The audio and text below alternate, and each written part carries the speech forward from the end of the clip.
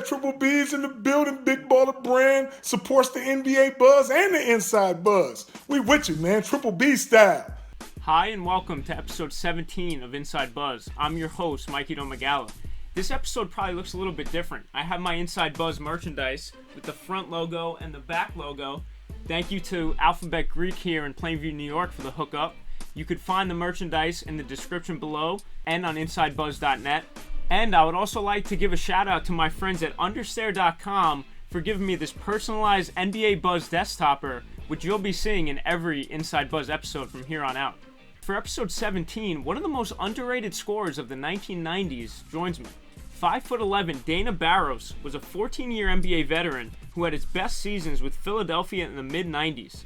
He was a one-time All-Star and was the NBA's most improved player in 1995, where he averaged 21 points per game, 9 assists per game, while shooting a ridiculous 47% from beyond the three-point arc. Barros was an Xavier Brothers high school star and a Boston College legend. He's regarded as one of the greatest athletes Massachusetts ever produced and has his own 66,000 square foot basketball club in Stoughton, Massachusetts. Dana, I appreciate you coming on. I'm very happy to have you here. Welcome to the show. Pleasure to be here, man. Looking forward to it. Let's get it. A couple hours ago, we saw the finish of the bubble regular season and the play-in game. Damian Lillard and the Portland Trailblazers defeat Ja Morant and the Grizzlies. Can I hear your thoughts on the bubble as a whole and, what the playoffs are going to look like? It's been a different experience for me. Just not really having that atmosphere. I can imagine how it must be tough for those guys. After the first one or two games, the adrenaline kind of wears off. Then it's just like pick up ball, and you got to get yourself up, once that adrenaline wears off. But I thought some guys were ready and some teams were ready. You look at Phoenix, it looked like they were playing like in the church gym for the whole 5 months, man. And they was like, oh, you want to go play in the bubble? Let's get it, And they came out 8-0. That was amazing. And then a lot of individual performances as well. So it was good, man. I missed it a lot. I see a lot of you and Damian Lillard. Who's a player in the NBA who resembles your game most? I'm not as explosive to the basket as he is, and obviously not as big. But yeah, has the ability. I had a really good floater, man. It was just really good, and he has that same type of game, mid-range, where he could really break down a defender because of the 3-point shot, and then still get into the paint and use his body and use the finesse of the floater to still score. I like that comparison a lot. I'm not Dame though, but I'm still DB, but I'm not Dame. We got DB in the house is right. And DB, let's take it back to the beginning. You playing, high school sports in Massachusetts. You're a two-sport athlete, basketball and football. How'd you get in a scholarship at Boston College when you were almost going to be a football player? Can you talk to me about that story? I'm taking a visit to Michigan and Miami for football. I had anywhere, UCLA, Notre Dame. I was top 50 football cornerback in the country. And I had only 2 scholarships for basketball, Northeastern and I think URI, which was Jim Calhoun was at Northeastern and Al Skinner was at URI. And there was no internet, no cell phones, no computers, none of that. So, I averaged 39 a game in high school and got 2 offers, So I was on my way to BC to play football. I took 2 football visits. Doug Flutie took me around for both visits. He was just on the cover of Sports Illustrated. So I'm getting ready to sign for football on April 15th, which is signing day. And the basketball coach called me. A kid left the basketball team. And he said, hey, you want to play basketball in the Big East? And I said, yeah, I'll play basketball over football. And I did that. That's how I got the basketball scholarship. So I was going to walk on the basketball team, actually, after football season. You get to Boston College. You get that scholarship. 19.7 points per game over the 4 years. 24 a game as a senior. How important was your development at Boston College, and how did it feel to get your jersey retired there, years later? The development was like throwing right into the fire because the Big East was the Big East. We had, Syracuse and Sherm Douglas, Derek Coleman, Ron and Syke Lee. You had St. John's, Georgetown was the top 5 in the country. We had 3 teams in the Final Four. A couple of those years we had 2, so me having to go up against that every single day, it was a challenge. It was, it was something that I relished, though. I look forward to that. That's the reason why I chose to play basketball. The Big East was something I always wanted to play in, and I got to play against those guys every day, and I learned, in the fire every day, and I think that made me a better player over a shorter period of time, definitely. The next question, of course, the 89 draft. Seattle takes you. But you thought Seattle wasn't going to take you and Chicago was going to take you. You had a meeting with the Bulls and they basically told you you'll be suiting up next to Michael Jordan. You know, that didn't happen. You could have had 6 rings, but explain that whole situation and your emotion through all of that. Man, you had to bring that up, right? You did a little research. I see you've been doing a little research. So the Last Dance was crazy for me because I remember being in Chicago on draft day, having lunch with Jerry Krause and Doug Collins, and then them having the 19th and the 21st pick. So they're telling me, you know, Dana, we're definitely going to take you with, if we don't take you with the 19th, we're definitely taking you with the 21st. And I jump on the plane like 1 o'clock, bugging, like I'm going to play with MJ. You know, I'm talking about I had an MJ basketball I slept with every single night in high school, bro, you know. So I'm bugging. I get home like 5. I'm telling everybody, yo, I'm going to play with Chicago. Draft night. A lot of people at my house, so I sneak out the house, go to my friend's house, and I'm just watching the draft. It's the 16th pick. And I'm just talking to my friend about Michael Jordan. You know what I'm saying? Like, I'm about to play with Michael Jordan. I'm talking to one man. And Stern says, the 16th pick, Seattle selects Dana Barros. You know, I'm like, Dana Barros? And I'm like, I'm sweating. I cried like a baby, man. Not because I was happy, because I was upset I didn't get to play with Mike. But it was a tough night. But then I actually got to Seattle, lived next door to Shawn Kemp. Gary Payton came in next year and had a great 4 years in Seattle. And ended up playing my first exhibition game against Chicago. And, you know, BJ got 6 rings. So, you know, I'm a little salty about that. But, you know, I'll get over it before I die, I guess. You will. You still had a great career. And the first preseason game, did you line up against Mike? Crazy story. I tell it to my kids all the time at the camp. I remember getting in the game. First time I catch the ball in the corner. I come out, it's like the second quarter. I get in the game, I catch the ball, and Michael Jordan is in my face, like literally in my face like this. I'm like, whoa. And he's like, Dana, you ain't shooting no threes on me. And I'm like, oh, snap, it's Mike. I'm bugging, right? I'm like, I'm just out of the game, you know? So I'm like, Sean, get out the way, bro. I'm going one-on-one with Mike. Like, this is what I've been waiting for. So I jab step and I go by him. I'm going into my finger roll, you know, and this big black hand just came out of nowhere and slapped the ball like 10 rows of the stands, man, and everybody's laughing at me. And he just put his arm around me. He's like, I like that, little man. I like that. And every time I seen him, he would always say, all right, me and you, Dana. Mostly me, but me and you. You know, and I love that because if I never would have did that to him, we would have never had that little interaction time after time, you know. So that was special to me. Yeah, man. Oh, my God. Playing against MJ in your first, taste of the NBA. So, like we said, Seattle takes you. Then the next year, Gary Payton comes. Now, how do you feel about GP coming, them drafting back-to-back point guards in back-to-back years? Because you probably saw the Sonics as, oh, I'm going to be the starting point guard on this team. Now Gary comes in. So talk to me about that. Yeah, it was tough because I was second or third team all-rookie. I think I was second all-team all-rookie and had a great first year. Bernie Bickerstaff was the coach. He drafted me. And he left after my first year, went to Denver, and K.C. Jones came in. And K.C. Jones had a whole different philosophy. Bernie would tell me, baby boy, if you don't shoot the ball, I'm going to take you out the game. And K.C. Jones would tell me, if you shoot that ball before it goes inside, you're coming out the game. So I knew at that point, we were in the lottery, and I'm saying, we're in the lottery. I'm watching the lottery because it's the very next year after my, rookie year. And I'm watching because I say, if we get the number 1 pick, we're going to pick Derek Coleman, then I'm cool. But if we get the number 2 pick, we're going to pick Gary Payton, and I got problems, So it ended up being the second pick. Gary came in. Me and him, very cool, real good guy. Had a bad reputation as a talker, but he made so much money at that time that people just came at him. And he backed it up with his mouth and his play, eventually. So I got to learn a lot from him, play against him every single day, and that made me a better player. And in practice, what were those battles like? And did he ever, I'm sure he jawed at you, but did you ever scrap with him? We never, ever had words, ever. There was just a mutual respect where if I scored on him, I knew he was going to come down in the post with that back down, with the jaws sideways. Never said a word to me. I never said a word to him. But I will tell you this. It was constant. We had Nate McMillan on the team, Sedale 3, Avery Bradley, and myself and Gary, all point guards on one team. And Dale Ellis was a 2 guard, and he was an all-star, so we all were fighting for time at the 1. So the battles were battles, not just me. It was just Sadale wanted some time, Avery wanted some time, you know. So it was, man, that was a crazy experience to come into that with all those veterans around. And also on the Sonics team, Shawn Kemp. And a lot of people forget about how good that dude was.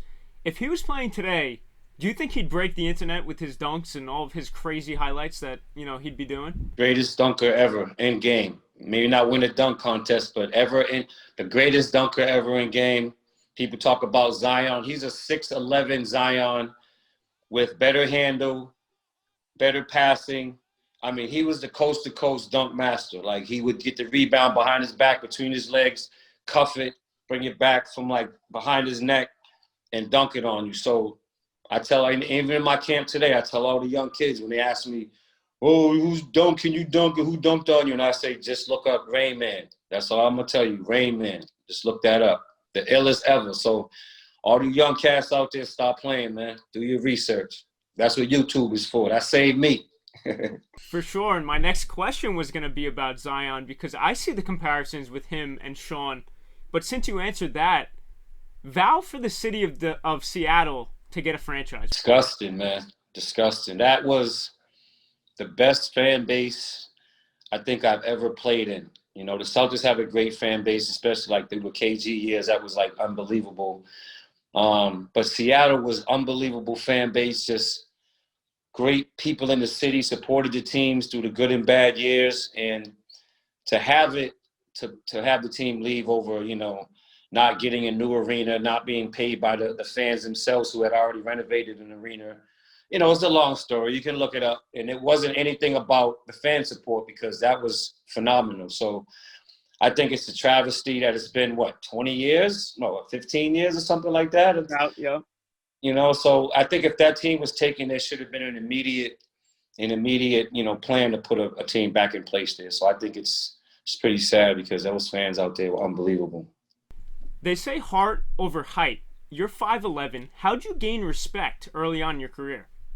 I mean, it was a daily battle, especially back in those ages. You had big guards like Jason Kidd and Gary Payton and, you know, 6'4", 5 guards. So it was difficult, because as soon as I would come in the game, every guy on the other team's bench would scream out, take his little ass in the post, take his little ass in the post. So, and if I didn't stop him after 2 or 3 times, I would come out the game. So I immediately realized that after the first month of the season, my playing time depended on me either stopping them or immediately coming back and scoring a three while they scored a 2. So the first year I tried to outscore them. In the second year, over the summer, I just hit the weight room immediately after my rookie year. I put on like 12 pounds of muscle, and I really just forced people to not be able to post.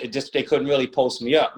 Back then you could really put a whole forearm on someone, and it became very difficult for them to do that. And after a couple of unsuccessful times, they would go away from it. So I had to fight through that. But more than anything, I realized after, you know, maybe All-Star break, they couldn't guard me, man. They had a harder problem guarding me than I had guarding them, because it was much easier to double team in a post-up situation than when I get the ball in the fast break and you can't do anything about 4.3 speed and 43-inch vertical. Like, there's nothing you can do. So I always had that opportunity. So that was my window into, you can't stop me either. Okay. That's where I went from there after I would say halfway through my rookie year. After Seattle, you know, you're traded to Charlotte. And then 2 days later, you end up in Philly. You put in a great 82 games, you know, just about 14 points per game that year. Then the next year, you go berserk. And this is a fan question from NBA Buzz fan Kalobi Moore. So you shot 47% from 3, named an All-Star, NBA Most Improved Player. You're becoming this long-range just marksman. What kind of scoring numbers would you have if you played in the shooting NBA today? I mean, I'd be like baby Steph Curry. I'd be like 23 and 7, you know what I mean? I'd be like, you know, in that 20, 23 range where, you know, and if you look at the numbers when I had it, like I shot, I think 49% from the field. I never really took bad shots. I always played within the team. And even a 50-point game, I was 21 for 26. And I really felt like if I would have been uber aggressive, I could have had 28, 29 point a game season. But I never played that way. So, man, I just look at it as it was a blur to me. Everything just came together. I had a great first year in Philly, but that was my contract year. And again, I just dedicated my season, my summer to immediately the day after getting home from Seattle. And I remember telling Seattle before I got traded to Philly that this is I'm a free agent. If you don't trade me this year, I'm gonna act up. And I wasn't that type of person. They'd never seen that side of me. And I'm like, listen, bro, I don't even know what I can do in the NBA. I've been sitting here for 3 years. I need to get out of here. And if I come back here, you're gonna see a different Dana. You're gonna see the Boston, the Mattapan Dana. And I was traded. You know what I mean? I don't really tell that story, but that's literally what happened. I had to go to GM. I didn't go to any meetings. I left on a red-eye flight the night we lost in the playoffs, and that was it. I didn't return any phone calls, and that's actually how I got traded. Listen, I don't really blame you because you're right. You gained more minutes in Philly, more touches. You're the starter. You didn't have Gary and Shawn Kemp around you. So I don't blame you in that. And to correct you, you aren't just 21 of 26 in your 50-point game. You were 22 of 26. Even more outrageous. So what do you remember about that? Kenny Smith once called you, his toughest player to face when you dropped 50 on him. And he was a good player, but Dana Barros, he just got rolling for some reason when he saw my face. And so, rolling. So he had his career high. He had 50 points against us, Houston. We were up like 17, 18. Us or me? No, on me. Don't screaming on the bench. Why you get him rolling? Why you get him rolling? And I'm like, it's all you, baby. It's all you. So at the end of the game, he had 50. So Sam's like, they're on the reporters. He's like, well, Kenny had 21 and I had 25. So we basically had 52. So it's even. It's a wash. But Dana Barros was that guy. That was just, like I said, it was a blur. I just remember the game starting. And I was always a person who didn't take a shot in the first 5 or 6 minutes, and then, by the end of the first quarter, I had 6 or 8 points anyway. But all of a sudden, in the first 6 minutes, I had like 12 points because just the game was up and down. And whenever we played West Coast, I always was like 27 a game against West Coast and 18 a game against East Coast. It was just a different style of play. We played New York Knicks, Miami Heat, 88 to 84 games. So, that game, man, I just remember looking at the 6-minute mark. I'm like, damn, I got 12 points. And then before I came out, like with 2 minutes left, I had 18 in the first quarter. So I'm like, okay, that's all right. So let's go. So come in second quarter. I think I had 28 at the half, something like that. And just the third quarter started going. We were down, and everybody just kept telling me to shoot and shoot. And the funniest thing was when I got to 48, I remember, I'm not going to say the ref's name, but the ref was like, Dana, we love you. You never complain. If you get even touched going to the basket, we're going to call a foul so you get 50. And it didn't end up going down that way, you know what I mean? So it was no point shaving and nothing involved. But, yeah, that was just crazy to me because it didn't hit me till he walked up. All the refs walked up to me in a circle. It was like, hey, you've always been a good guy. And I'm like, damn, I'm about to get 50 if I hit this right here. So, yeah, crazy night, blur. And but it lives forever now, again, with this YouTube, man. If the kid doesn't know me, I'm speaking at a Celtics camp. He's like, who are you? He Googles me, and that's the first thing that and my rap song comes up, you know what I mean, from 95. I was against the championship-winning Houston Rockets with Hakeem, so putting up 50 on them, that's even more impressive. And then that year, you're an all-star. Were you starstruck being around all those legends at AllStar Weekend with the All-Star game and the three-point competition?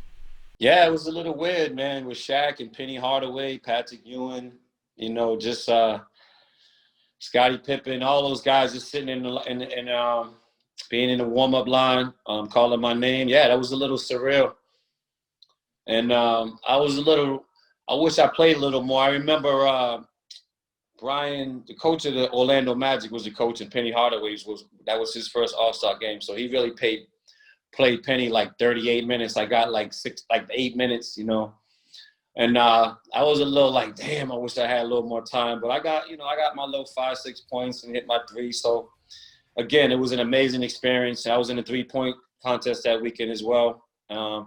Just a great experience that I could share with my kids and my family, you know. And I'm hoping my research is correct, but was Moses Malone and Manute Bol both with you, those tall legends just in Philly? Yes, I played with Moses for a year, Manute for a year, and Sean Bradley for 2 years. So, yeah, it was a little crazy. And the Sean Bradley story was we could have had Penny Hardaway or Chris Webber, but they just, decidedly wanted to take Sean Bradley. So I felt so bad for him because the fans in Philly, they wanted one of those guys, and he never really had a chance. And it was just brutal, man. It was just brutal for him, and I felt so bad for him. But yeah, 7-7 and 7-6. I played with both of those guys, Manute and Sean. And Manute's son he's a problem. It's a serious problem. I was about to ask you about him. Yeah, I mean, we had the same agent, Manute and I, so for our whole career. So I was, I would hear, oh, he's back at home in Africa, and they don't know where he's at. We haven't heard from him, and we think that he's not even alive anymore. Then he shows up a day late for training camp, and he's probably like, what's wrong? What's wrong with everybody, So he was a different guy, man. When he said he went back to his home country to fight, he literally meant to fight, like, not play fight, and go to war for real. So I give him a lot of, salute to him for that, doing that his whole life. And just like, again, we had the same agent. So, man, it's to play against these young guys. Now you have on the same team, you have Murray, then you have Donovan Mitchell, you have all these young guys like Tatum, Jason Tatum, and Jaylen Brown. You can just go up and down. Devin Booker, you go up and down. Luka Doncic, you go up and down. Every single team. The future is bright, man. These young guys are exciting to watch. They play a great style of game for the fans. I want to get your thoughts on this. Is the NBA right now in arguably the best spot it's ever been in with all this young talent and these 19, 20-year-old kids becoming superstars so early? It was never like that. I do, and I think the schedule change helps. I mean, I'm happy because I have basketball all summer, coming up for hopefully, for the future in the long term. But to me now, you get all the exposure in the summer, and the football isn't playing, which is obviously the number one sport from a broadcasting standpoint, like 10 times the ratings of any other sport. So I think you're the big dog when it comes to that. You have the stage to yourself. And again, it's just so much young talent, man. I look forward to that intermingling with the end of the Durant, LeBron era, where those guys, where you see the Larry Bird, Michael Jordan fighting for that, and, and the LeBron and the Kobe's at the end of Mike's career. That's what we're getting ready to see, man. And that's greatness against greatness, with the eras that are going to start to intermingle in these last couple of years. Another NBA Buzz fan question from Chad Wesley. As the last player to wear number 3 in Philly before AI, do you feel like your game and situation was similar to Iverson's? Yeah, I think so. I mean, I think I was a different type of scorer. I think he was a lot more aggressive going to the basket. And I was obviously a better 3-point shooter. But if you ask anyone who played against me, you could not get up on me. Like, I would go by you in a millisecond, So the people have this perception of, oh, he's just a shooter, he's a shooter. They saw me the last 5 years of my career after ankle surgery and back shots in my back where I really didn't have that athleticism. But you couldn't get up on me at all. That's, I think, what made me such a great shooter is they knew that I would go by them and shoot the floater. And so they gave me that extra foot. So, yeah, I think it's similar. I mean, I played in an era where you would get clothesline if you did any type of shimmy coming down the lane. The next time down, you would get straight clothesline. There would be no fine, no suspension, 2 shots, a tech, and let's keep hooping, So there was consequences and repercussions to everything back in the game then. So you had to be on your team at all times. You played late 80s through the 90s and then early 2000s. Do you miss that toughness, or do you think it's better for the league that they're, they don't really take any crap, if you will? I think for the fans, it's definitely better. The style of play where you can't even touch the guy, and it's just a wide open floor. There wasn't even illegal defenses for the first 7 or 8 years called in my first 7 years of my career. So the game was really compact and physical, and just there were some playoff games in the 70s. So, and it was very physical to where some fans were turned off by the actual fighting and horseplay that went on. So I think it's a lot better today. I just think the style of play, I think it's a lot easier to score. To me, I don't understand why every single game after game, I watch, you just run a pick and roll and you just switch the center onto whoever the best player in the world is, and you just play one-on-one. And I'm just saying, I'm just Dana Barros, and I was double teamed every single time. I had to call ghost pick and roll where I would dribble down and the guy would just turn around and run full speed at me so no one would know it was a pick and roll. And I'm saying, if Michael Jordan could come off a pick and roll and switch Bill Cartwright on him, come on, bro. To me, that's the thing that blows my mind. I watched Karis LeVert just run pick and roll and go one-on-one for 25 straight times, with no adjustments. But I did see Dame get double-teamed before he brought the ball over half court, as well. So it's not all the NBA. But that's the only thing I wish they would make these great players earn those 35 points a little more. Because they're getting 60, 70, 50, 40 is not as like it used to be, I agree, because sometimes I get frustrated and they'll dribble down the court, little pick, and just a chuck three. And then rebound, push up the court, another three. Does that aggravate you as well? Because I feel like there's not as much passing and as much game plan as there used to be. It's just the analytics, man. It's just, if you shoot 33% from three, it's like shooting 48.2669 from the two. You know what I mean? So, yeah, you can take more threes and it looks crazier, but at the end of the day, if you shoot 33%, you're actually shooting 48.5% from the floor. So you can look at it that way, but it's not taking in situational basketball.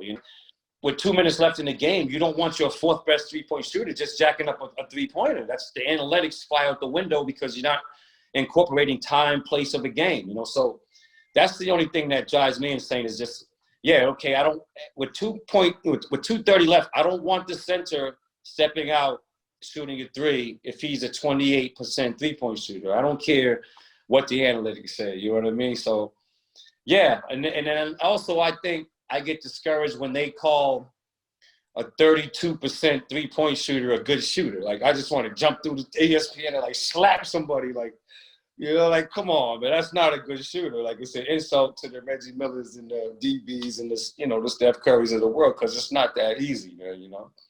And talk to me about your return home to the Boston Celtics. 5 successful years there. Talk to me about how that got started and all the years playing there. Crazy, man. It's a crazy story. I need to write a book because I'm sitting in Washington, right? And at the time, Washington had a squad. It had Chris Webber, Juwan Howard, and they were right there playing the Bulls in the second round of those playoff series. And I was going to sign with Washington. I was thinking it was like a 5-year, $15 million. I'm like, okay, this is love. I had never even made my All-Star year. I made like $600,000. I had never made any money. My rookie year I made like $280,000. So, okay, this is my bag. I'm about to get this bag from Washington. And my agent is like, hey, I'm gonna call ML Carr and just tell him you're about to sign with Washington. Just to tell him, hey, you sure you kind of as a joke almost, because we had a relationship. I had talked to ML way earlier. He calls ML and ML says, hey, give me an hour. And we're like, yeah, whatever. We're eating. And Mel calls back with like $5 more on the table. And I'm like, what just happened? It was a joke, not a joke. Yeah. So now I got to tell Washington, I'm not signing with you. When I left there, I'm like, we left them and me and my agent just eating dinner by ourselves. And I had pretty much yeah, I'm good. I'm so now I got to call them nah, I'm going to sign with Boston. But it was amazing. My family has supported me through college, man, in the Big East, driving to every game, watching me play. So it was great for them to be able to see me play at home for 6 years, man, 6 years. So that was amazing. So $5 million and you return home while Washington was going to give you how much, if you don't mind me asking? 5 year, $15 million, and Boston gave me 6-year, $20 million with a mil signing bonus. And that was my first money. And I was bugging because I remember it was a lockout, so I didn't even get like my money up right away. I finally got my check, and I'm like, $511,000 after taxes, right? I'm like, in Massachusetts, we're like 9% taxes, right? So I'm like, 511 out of $1 million? I was bugging. So that was my first experience with like, this is crazy, you know? So yeah, like I got stories on stories, man, all over the place. But that was a good one. I'm sitting in Washington, and I actually got to play home for 6 years. I mean, in Boston, Paul Pierce eventually, Antoine Walker, Kenny Anderson, and others. What do you remember about those guys, and just especially the young Paul Pierce? How did he impress you? Unbelievable, because I remember watching him in college and the tournament and stuff, and him getting drafted, and him coming in. And we used to call him Bad Body. He had like a janky game where he didn't really look athletic, and then he would just take off and be like, ugh. So at first we were like, this dude is like bad. We called him Bad Body P because he didn't have an NBA body, but he was athletic as hell, and we just didn't know it. So it was amazing to watch him grow. And we played a crazy game because we had Rick Pitino as a coach, you know, those years. I had ML for 3 years with Antoine Walker for 3 years. And then and Rick Pitino came in. I had him for 3 years where Paul was his rookie. So he got to play open and free. We pressed, you know what I mean, almost the whole year. And he was just amazing to watch, man. Watch him grow into being an all-star and just the player that he was, and just eventually a Hall of Famer, you know.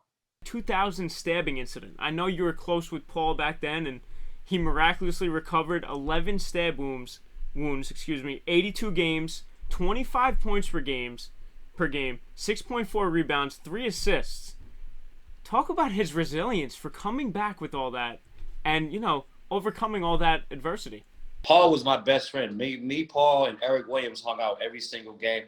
Like, we barely didn't even go out on the road. We just sat there and played Sacred Genesis football all the time, sitting in the hotel room. So I was with Paul the whole night. I had just had a baby, or my wife was pregnant, one or the other. And so I'm like, all right, man, it's like 10:30. I'm out. I'm going home. I'm not going to the club. You know, we were hanging out, eating, and just playing at Sega at the crib. And they're like, so I'm out. I went home. By the time I get home, not even 45 minutes later, you know, I get the call about what happened. And so me being his best friend at the time, I'm at his house every single day. And I had a license to carry since I came from '89. I've had one ever since. So I always had it on me. If he got off the plane, I would walk him back to the crib until he got all the security set up with his people and his thing. So for like a couple of weeks, I did that. That was my man. And this is how much respect I have for him and salute to him, because I remember being at his house and people calling like saying it wasn't over. You know what I mean? Like, and he was like, nah. He called. I remember him calling Dave like, nah, I don't want to be traded. I'm gonna stay right here.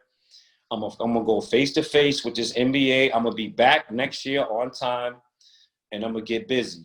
And I remember me living here. We worked out a lot during the off season, and I just again salute to him, because he was like, nah, I don't want to get traded, because there was, you know, everybody was like, hey man, you think it's best if you go, and he was like, nah, I'm good, you know. And I had so much respect for him for that, you know. I saw a recent interview with him about it where he broke down, you know, he was depressed for a lot of years after that, and it seemed like basketball was his escape. He said he even carried after that. I'm sure you would know that, being behind the scenes with him. Talk about the aftermath of that emotionally, and maybe conversations you had with him back then about that. Yeah, I mean, just think about being a young kid. He had just bought his first house, beautiful house right next to the facility. And he wasn't like a guy that had a whole bunch of dudes around and all that. He was coming to hoop. You know what I mean? He might have his mom in town or his girl in town for a couple of days or a week or whatever, but he was hooping. He was going to the gym and coming right back around the corner to home. So to have that happen, and, you know, to be such a free person, you know, like that, to not even want to be at the crib, you know what I mean? He's got he doesn't have houses all around him. He's Paul Pierce. He's got a nice crib. He's got some land. So I just couldn't imagine that, you know, being at home, not even knowing, sleeping, like you hear a little crack and you're like jumping up with the banger, you know what I'm saying? Like, that's how I would be. So again, it's just it's a tribute to his resiliency. And again, to young kids out there, like this is how we get to this level. We have issues, and we take basketball, we put it into a little bubble, you know, and we make basketball our life because we have things outside of that bubble that are forcing us to block them things out, and this is the only escape we have. And that's why a lot of players get to the where they are in life, not just sports. It's just they have the ability to focus in that oneness, you know what I'm saying, to take all the issues and turn that stress or that pressure into something positive, you know? I've heard a lot of debate about if LeBron could play in the 90s or the 80s. Pop LeBron in his prime in the 1990s and put MJ in his prime in 2020. What do we get from both players? I think LeBron would be a hell of a player. I mean, he's so physical that he could play that physical style and not be injured, you know, as easily as someone else who would be, you know, not that height and not that physical size. So I definitely think he would still be a hell of a player, a great player. But if MJ played today, just it wouldn't be fair. The reason why they changed the rules in '95 was because MJ was playing in, you know what I mean, with the illegal defense and the hand checking. You know, I mean, he made them change the rules. So, I mean, I just think mid-40s would be probably his range of scoring, you know, in terms of that. Because again, if you're gonna switch a pick and roll and you're gonna switch a center or a point guard or a power forward onto him, I just think it's cake, man. It's cake all day. I don't get it. I don't understand it, and it definitely wouldn't be fair if MJ was playing that, you know. And talk to me about your endeavors today. You know, your basketball club and where we could find you on social media. Definitely, I want everybody to go check out the DB3 podcast. It's going to be on my gram, YouTube as well. Dana Barros 3 on the gram, Dana Barros TV or Dana Barros YouTube. It's coming out next couple, probably end of this week coming up. So look for the DB3 podcast. I'm definitely gonna have you guys on. I have I've been doing clinics and I've had smaller gyms, you know, 1 and 2 court facilities since I retired. I also do consulting for the Celtics, but this is my main thing. I'm home all day, so I concentrate on just running my facility. I have a 5-court facility. It's all wood, probably. In my opinion, I'm a little biased. The best facility in New England. You know, we have over 40 AAU teams, and we go year-round basketball, man. Dana Barros Basketball Club, and it's DanaBarros3.com. And actually, I guess I could say it now. They're already playing. The playoffs are starting. But 2 weeks preceding up to the bubble, the Celtics were at my facility every single day, playing, getting ready to go down to the bubble. So, you know, my people, my family, and everyone, you know, my staff got to see that greatness every single day. Watch Jason Tatum, Jaylen Brown, Kemba, and all those young guys. And big up to Marcus. Marcus set that up. He's like the big dog of that team, man. He got him cracking. So that was a great experience for my company as well. DanaBarros3.com.